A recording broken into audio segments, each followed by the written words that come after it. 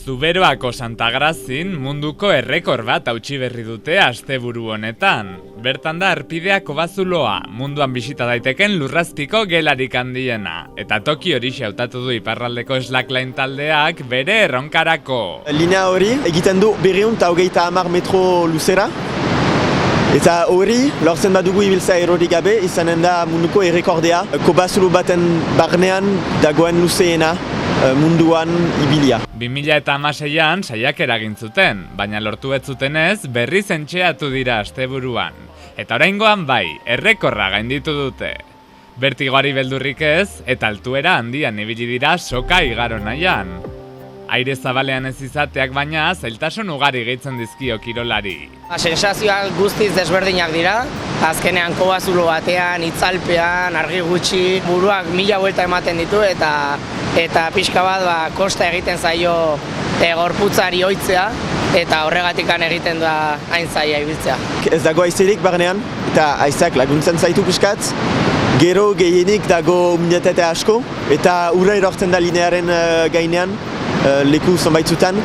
Beraz dago pisu gehiagorekin eta azkenean ere argi asko izanik ere begirada kanbiatzen zaitu, izigarri arraroa da ibiltzea hemen. Orain ere ari dira pentsatzen linea aldatzea, izaiteko modelo eta tentso desberdinak linea erresako izaiteko ibiltzeko.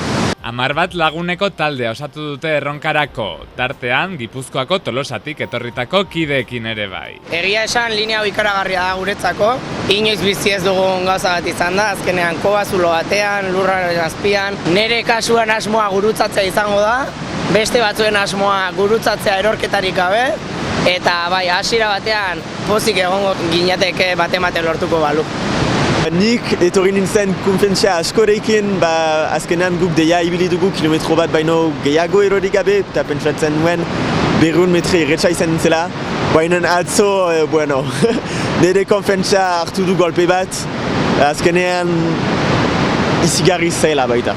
Azkenean bai, munduko errekor bat gainditu dute. Kasu honetan, Filip Zubi eta Alejandro Antolinesek hautsi dute marka, 230 metroak erori gabe igarota. Eta lortu ez dutenek ere gogoan atxikiko dute asteburua. Parfois je ressens la paix, parfois ça peut être la frustration quand je n'arrive pas à marcher. Da meditatiboa kasi.